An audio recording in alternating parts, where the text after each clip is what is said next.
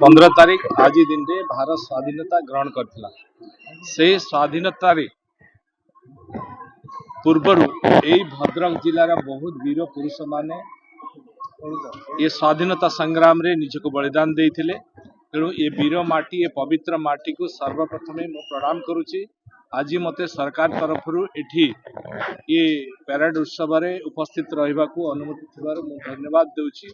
एवं निश्चित भाव में ये वीर माटी, ये पवित्र माटी सदा सर्वदा ओडिशा प्रदेश रे अग्रणी भूमिका ग्रहण करी आसीछि, आज मध्य ग्रहण करुछि।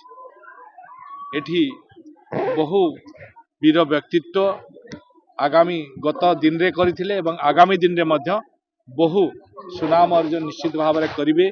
ये वीर भूमि, ये पवित्र भूमि, ये भद्रक जिला आगामी विकसित ओडिशा एवं विकसित भारत रे ये अग्रणी भूमिका निश्चिंत लिभेइब। एवं आज आमे जो आशा करिछु यशस्वी प्रधानमंत्री नरेंद्र मोदी के नेतृत्व रे आह्वान रे आज हर घर तिरंगा, समस्त घरे तिरंगा झंडा उड़ीब एवं वीर जवान मानकर सम्मान वृद्धि हेब एवं आमर अखंडता, भारत वर्षर अखंडता एकता को बजाय रखिब।